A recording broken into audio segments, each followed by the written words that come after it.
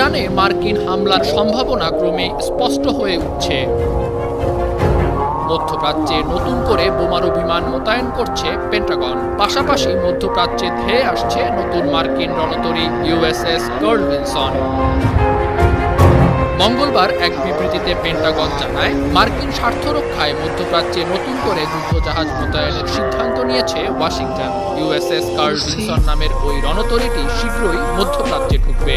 লোহিত সাগরে থাকা মার্কিন রণতরী হ্যারি এস ট্রুম্যানের সঙ্গে যৌথভাবে কাজ করবে। এসব রণতরীর পাশাপাশি আরও যুদ্ধবিমান মোতায়েন করা হবে। পেন্টাগনের এই স্বীকারোক্তির কয়েকদিন আগে বেশ কিছু স্যাটেলাইট ইমেজ বিশ্লেষণ করে প্রতিরক্ষা বিষয়ক মার্কিন সংবাদ মাধ্যম দ্য ওয়ার জোন। সেখানে দেখা যায়, ইরানের পাশে থাকা দিয়াগো গার্সিয়ায় ঘাঁটিতে 5টি B-2 স্পিরিট স্টেলথ বোমারু বিমান মোতায়েন করেছে যুক্তরাষ্ট্র। পত্রিকাটি বলছে, এসব বিমান দিয়ে বহন করা যাবে 30,000 পাউন্ডের ম্যাসিভ অর্ডিন্যান্স পেনিট্রেটর বা বাংকার বাস্টার বোম ও 20,000 পাউন্ডের ম্যাসিভ অর্ডিন্যান্স এয়ার ব্লাস্ট, যা মাদার অফ অল বোমস নামে পরিচিত। বোমারু বিমানের পাশাপাশি আনা হয়েছে KC-135 মডেলের 10টি জ্বালানি বিমান ও সেনা পরিবহনের জন্য C-17 কার্গো বিমান।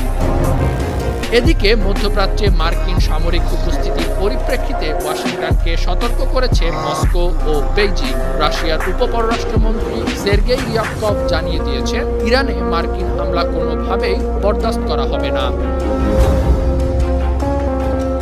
মঙ্গলবার যুক্তরাষ্ট্রকে সতর্ক করে সের্গেই রিবকভ বলেন, আমরা মার্কিন হুমকি ও আলটিমেটামের বিষয়টি শুনছি। এ ধরনের পদ্ধতি ঠিক নয়। আমরা এসবের নিন্দা জানাই।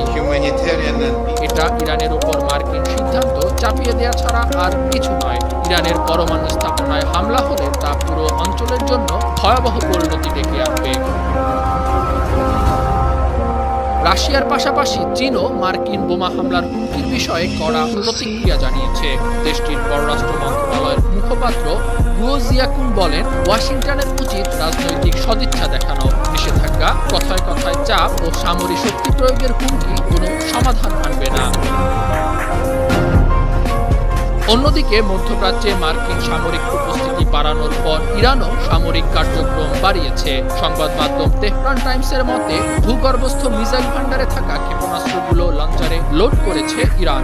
হামলা হলে তা দিয়ে মধ্যপ্রাচ্যে মার্কিন সামরিক ঘাঁটিতে পাল্টা হামলা চালাবে দেশটি। আন্তর্জাতিক ডেস্ক, বাংলা টিভি।